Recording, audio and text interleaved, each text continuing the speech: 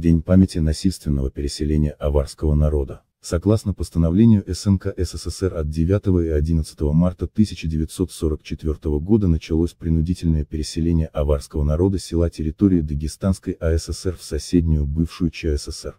На 1 августа 1944 года было переселено 16 100 хозяйств против 6300, установленных СНК СССР, и 9160, намеченных СНК ДАЗР и обкомом ВКП.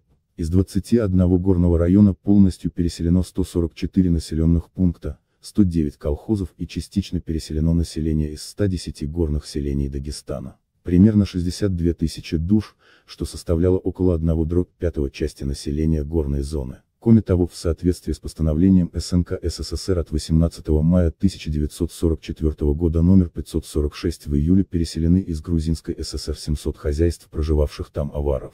Эта акция по насильственному переселению аваров в новые районы стала очередной трагедией для нашего народа.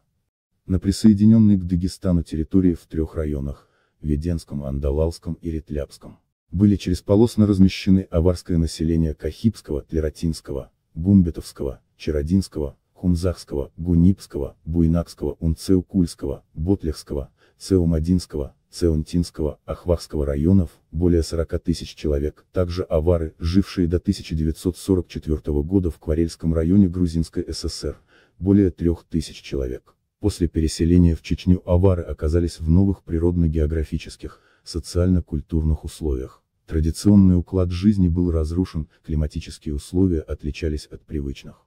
Авары адаптировались с трудом. Часть переселенцев, не пожелав оставаться на новом месте, стала возвращаться назад в Дагестан, но их задерживали и отправляли обратно. Для того чтобы пресечь поток возвратников, некоторые из старых селений разрушались, а жителям соседних сел предлагалось разобрать дома и использовать строительный материал. По нашим полевым этнографическим материалам, в новых районах среди дагестанцев-переселенцев из-за эпидемии малярии, дизентерии и других болезней и голода очень высока была смертность, особенно в первые 2 года после переселения, когда погибло примерно 1 разделить на 5 минус 1 разделить на 4 часть переселенцев.